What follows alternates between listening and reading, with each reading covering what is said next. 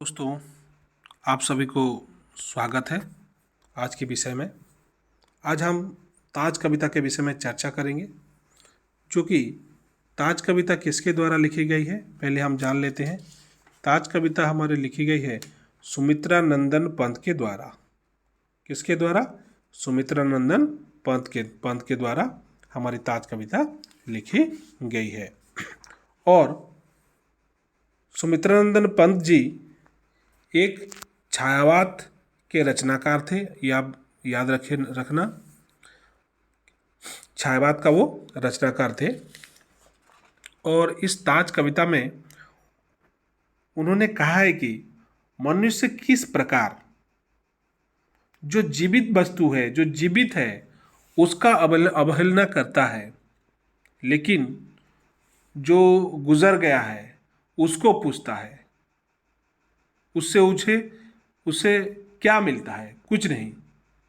उसी के बारे में कवि ने, सुमित्रा नंदन पंत जी ने बोला है कि मनुष्य को जीवित वस्तु पर कोई आदर नहीं है, लेकिन मृत वस्तु पर बहुत ही आदर है। इसका विरोध करते हुए उन्होंने एक बहुत ही सुंदर सा कविता लिखा है, ताज। तो चलिए अब हम इसके बारे में हम आलोचना करते हैं। तो पहला प्रश्न है, ताज कविता पंत जी के कौन से कृति से ली गई है? एक युगांत, बी युगवाणी, सी रश्मिबंध, और 4 नंबर ऑप्शन है शिल्पी। तो सही उत्तर हमारा होगा क्या? युगांत। ताज कविता किससे ली गई है? युगांत से ली गई है। दूसरा प्रश्न, ताज कविता में कवि ने किस प्रकार आक्षेप किया है? मुकुटर देश, ताजमहल और उसके निर्माता, मानव सभ्यता, उसके बाद पर्यावरण। तो कवि ने ताज कविता में किसकी अवहेलना की है? ताजमहल और उसकी निर्माता की अवहेलना की है।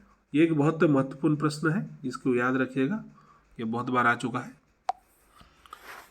तीसरा, हाय मृत्यु का ऐसा अमर अपार्थिव पूजन, इस पंक्ति में कवि किसकी पूजन की बात कर रहे हैं? तो किसकी पूजन की बात कर रहे हैं? ताजमहल की।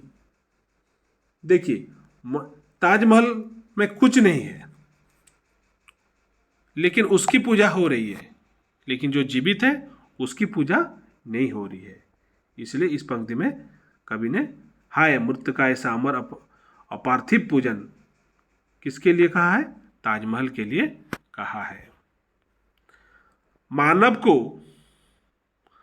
हम कुत्सित चित्र बना दें सब का, इस कथन से तात्पर्य क्या है? एक मानव दुस्सस का शोषण करना, मानव को कुत्सित बनाना, मानव की पूजा ना होना, पत्थर का मूल्य बढ़ाना। तो सही उत्तर क्या होगा? सही उत्तर हमारा होगा एक मानव दूसरों का शोषण करना। मानव क्या करते हैं? एक दूसरे की शोषण करते हैं। उसी बात को कवि कह रहे हैं। कवि के विचार से मृतकों की उपासना कौन करते हैं? मनुष्य, आस्थाहीन मनुष्य, भगवान, जीवित मनुष्य। तो इस प्रश्न में अनेक विद्यार्थी गलत कर देते हैं, लेकिन आप इसको ठीक से याद रखिए। देखिए, मनुष्य भी दिया है, भगवान भी, जीवित मनुष्य, आस्थाहीन मनुष्य। तो कवि के विचार से मृतकों की उपासना कौन करता? आस्थाहीन मनुष्य।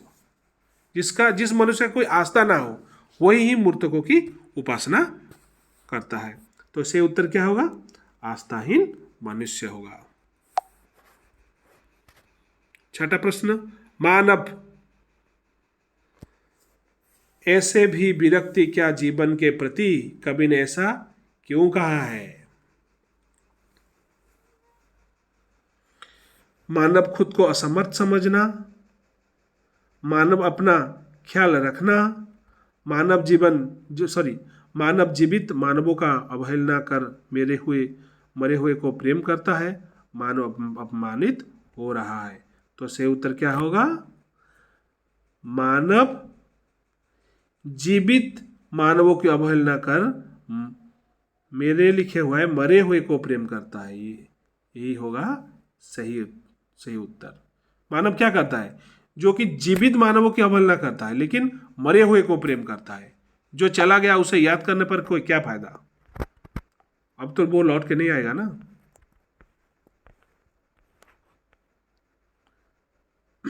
नेक्स्ट क्वेश्चन, स्फटिक सौध किसे कहा गया है? आस्था को, अनास्था को, ताजमहल को, मानव को? यह भी एक महत्वपूर्ण प्रश्न है। स्फटिक सौध किसे कहा गया है? ताजमहल को कहा गया है। किसे कहा गया है? स्फटिक सौध किसे कहा गया है? ताजमहल को कहा गया है। प्रस्तुत कविता में अलंकार है क्या? कौन सा अलंकार है? दृष्टांत और विरोधाभास, अनुमान और हेतु, पर्याय, अर्थापत्ति। तो चार है। तो देखिए इस कविता में दृष्टांत, हमें ताजमहल का दृष्टांत देखने को मिलता है और उसको आप विरोध भी किए हैं इसे याद करने के लिए। तो प्रस्तुत कविता में अलंकार क्या होगा? दृष्टांत और विरोधाभास। पहला वाला सही उत्तर होगा। आशा करता हूं कि आप सभी को मेरा वीडियो पसंद आया होगा। अगर पसंद आया होगा तो लाइक और सब्सक्राइब कीजिए, और कोई भी प्रश्न है आप कमेंट बॉक्स में पूछ सकते हैं। हम इसी तरह का नया नया वीडियो निरंतर आपके परीक्षा तक लाते रहेंगे। धन्यवाद। आपका परीक्षा शुभ हो। आपको सफलता मिले। Thank you.